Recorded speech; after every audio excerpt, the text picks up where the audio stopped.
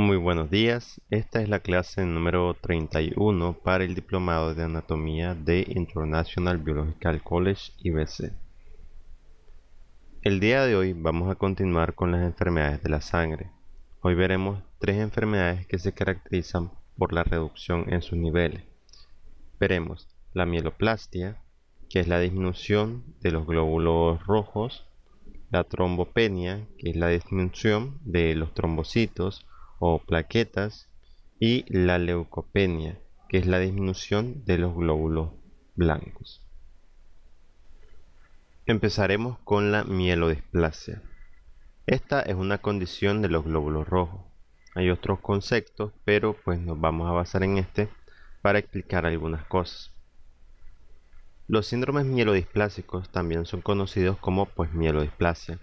Son justamente alteraciones que pueden ocurrir cuando las células productoras de la sangre en la médula ósea se convierten en células anormales.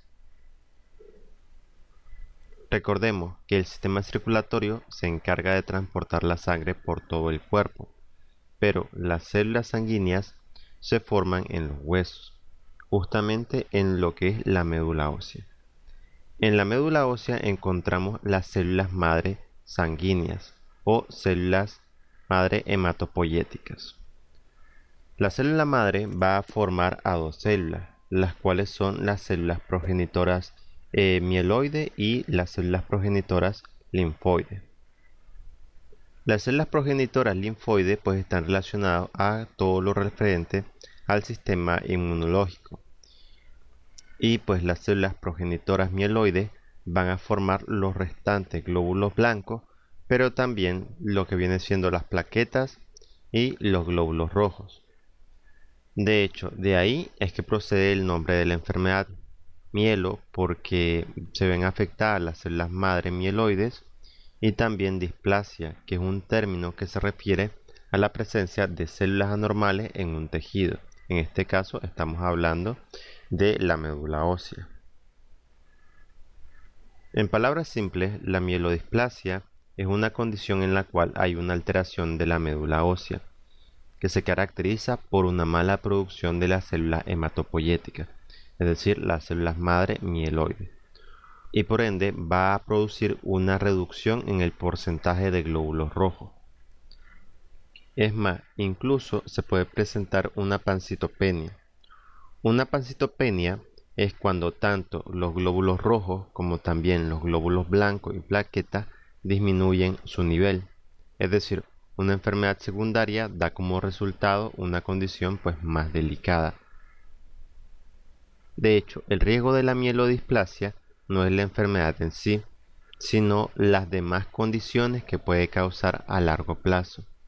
Bien sabemos que una disminución en la cantidad de glóbulos rojos da como resultado una disminución en la hemoglobina, y una disminución de la hemoglobina da como resultado una disminución del oxígeno hacia los tejidos, es decir, una anemia. Esta enfermedad está asociada a distintos tipos de anemia. Entre ellas podemos mencionar la anemia refractaria, también la anemia sideroblástica, la anemia refractaria con exceso de blastos y la leucemia mielomonocítica crónica. Esta se trata de una enfermedad de personas de edad avanzada. Por lo general afecta a personas mayores de 60 años. Al presentar esta afección, las células de la médula ósea son defectuosas, entonces estas, al ser defectuosas, mueren un poco más temprano de lo que lo hacen las células normales, y pues el organismo también destruye algunas células sanguíneas normales. De esta forma, deja al organismo sin suficientes células sanguíneas.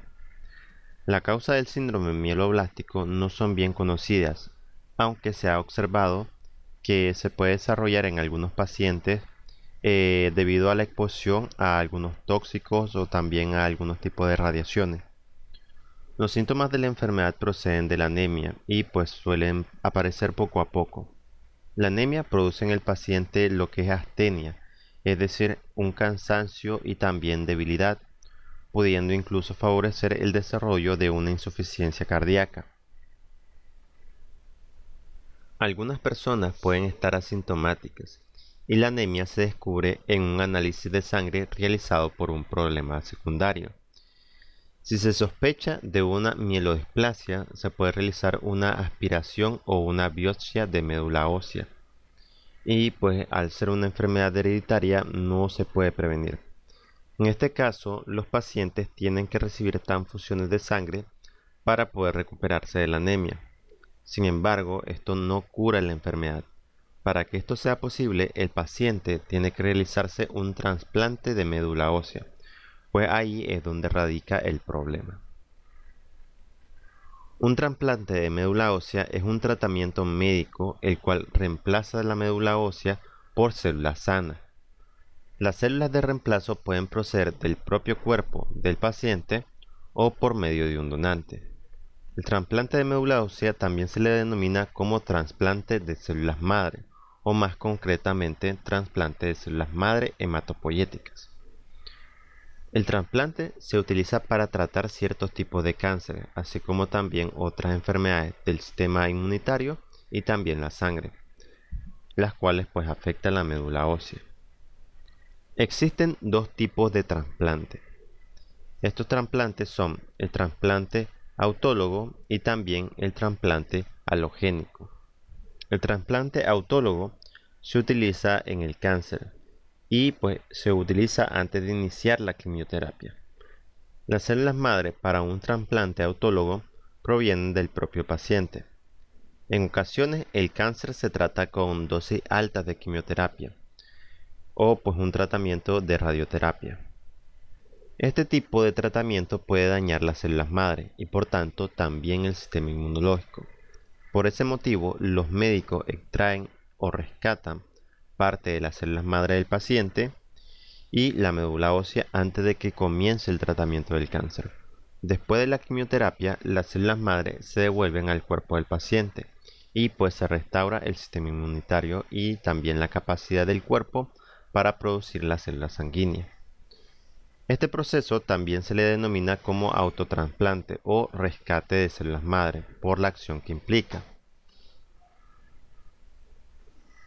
Por otro lado, el trasplante alogénico, el que se realiza en esta condición, justamente procede de un donante.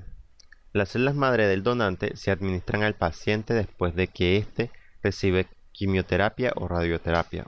En este caso también es el tratamiento utilizado para la mieloblastía. Con esto se logra integrar al organismo células madre hematopoyéticas sanas. Cabe señalar que es importante tener un donante compatible, cuyas proteínas sanguíneas coincidan con las del paciente. Las personas más cercanas al paciente son las más calificadas. La donación puede provenir de un hermano, un padre o una persona cercana a la familia.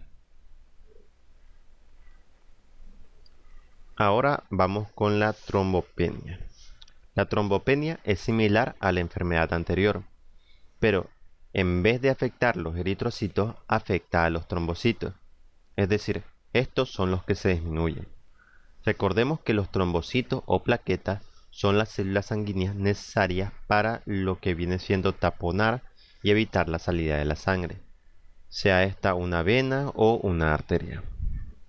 Ante cualquier rotura en la pared del vaso sanguíneo, las plaquetas se apilan una sobre otra y forman un coágulo o trombo, el cual pues va a impedir la salida de la sangre. Ahora, las plaquetas se fabrican en el interior del hueso, al igual que los eritrocitos, es decir, en la médula ósea. En situaciones normales, el número de plaquetas en sangre oscila entre los 150.000 a 450.000 por microlitro.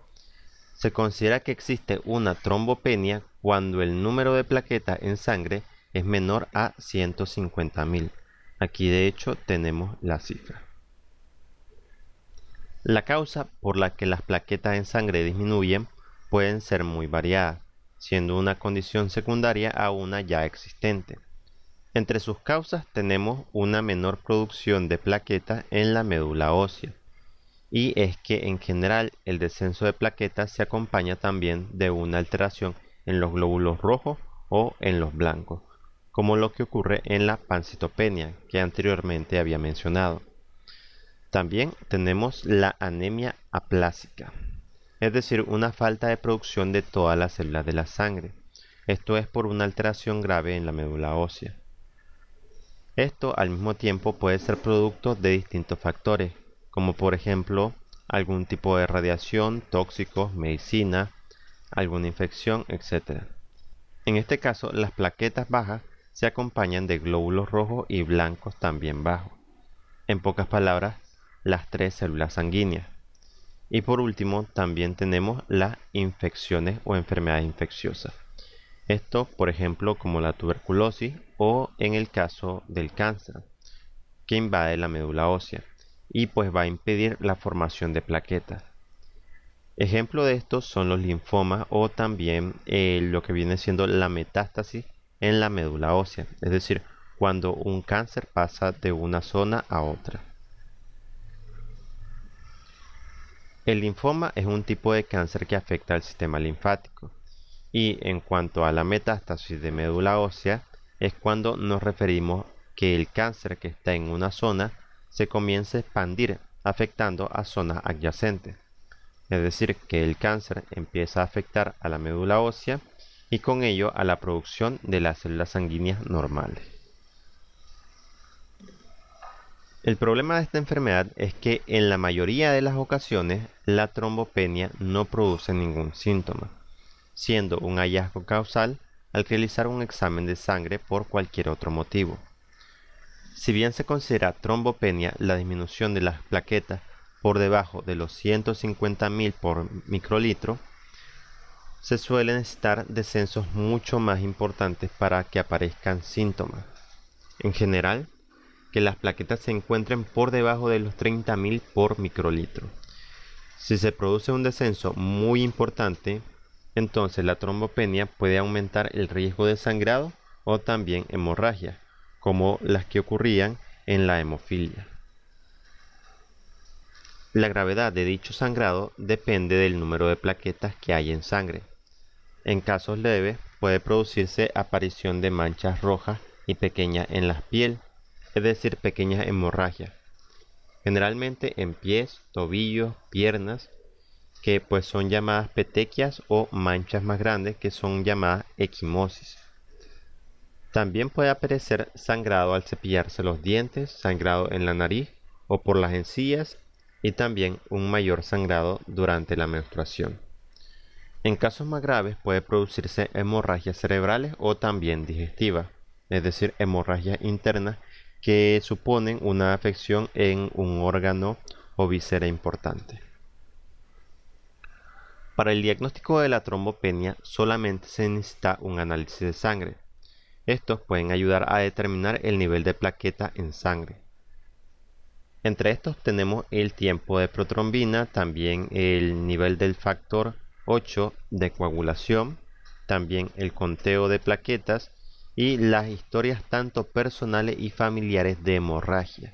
Lo importante aquí es determinar cuál es la razón de los niveles tan bajos. En ese sentido, hay que ver si hay alteraciones en el número de glóbulos rojos y blancos. Siempre los tres se toman en cuenta.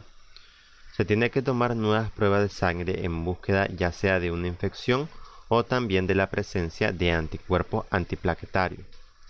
También se puede aspirar la médula ósea para hacer una biopsia. Y aquí es donde tocaremos varios puntos. Solamente como ejemplo, el hemocultivo es un examen para determinar la presencia de algunos tipos de infecciones en la sangre. Y en cuanto a la presencia de anticuerpos antiplaquetarios, tenemos que entender que los anticuerpos en sí mismos son una proteína que es producida por el sistema inmunitario. Esta se encarga de detectar un antígeno, es decir, una sustancia dañina. En este caso, los anticuerpos antiplaquetarios son un mecanismo inmunológico que daña a las plaquetas y puede conllevar a una trombopenia. En cuanto a otro método que nos ayuda en el diagnóstico, es el aspirado y también la biopsia de médula ósea. Como sabemos, la médula ósea se encuentra principalmente en los huesos largos, pero para la extracción de la médula ósea Se realiza en lo que es el esternón o la cadera, al ser zonas de mejor acceso. Entonces se aplica un analgésico para relajar al paciente y se inserta una aguja especial, aspirando parte de esta médula. En cuanto se ha realizado ese procedimiento, entonces se pasa a hacer la biopsia.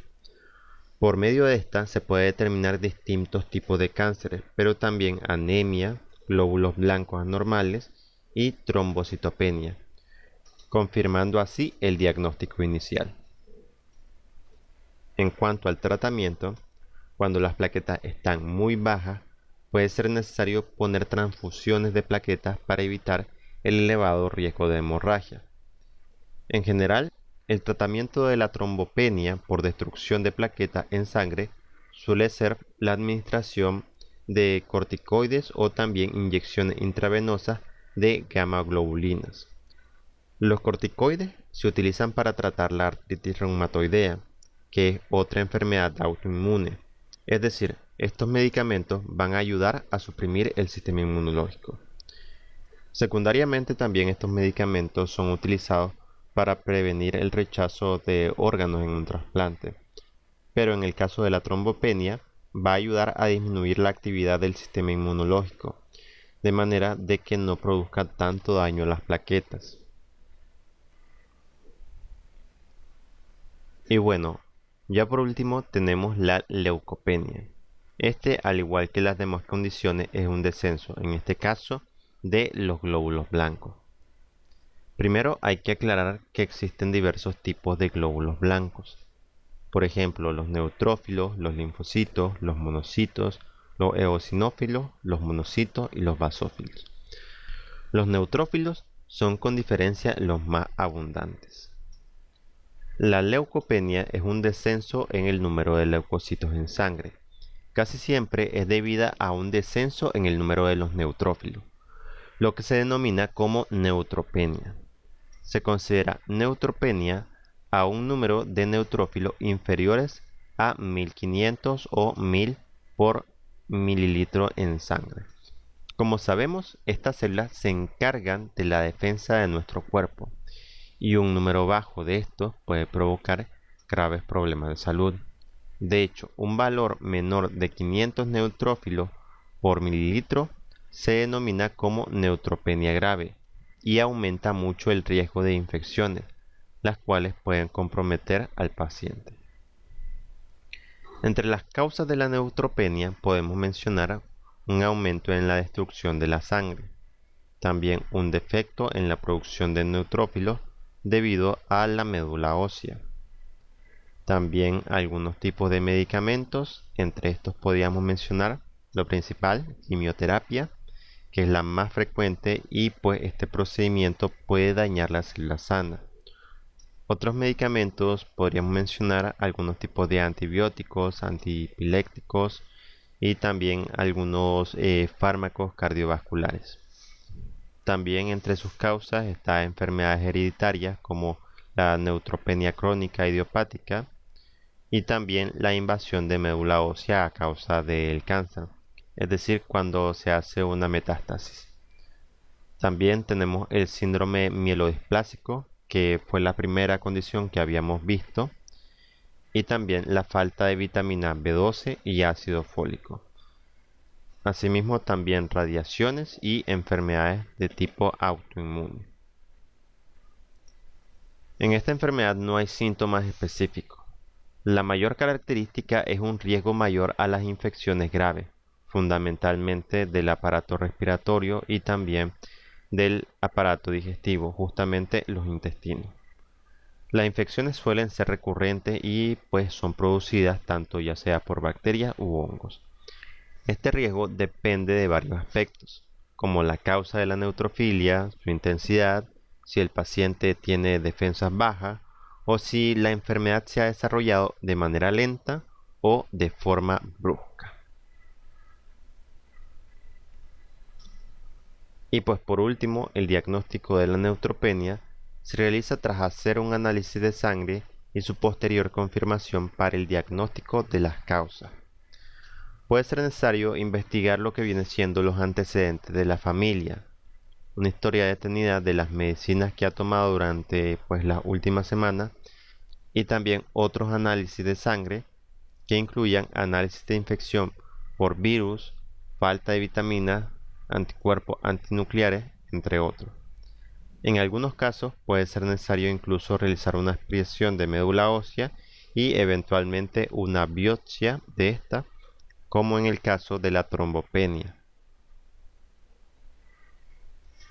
Y bueno, aquí terminaríamos con la clase del día de hoy. Primeramente podemos ver la importancia que tienen cada una de estas células y pues cómo la disminución de esta viene causando a diferentes afecciones que si nos fijamos están todas realmente asociadas. Entonces aquí lo dejaríamos por el día de hoy. Sin nada más que decir, me despido, que pasen un buen día y nos vemos en la siguiente clase.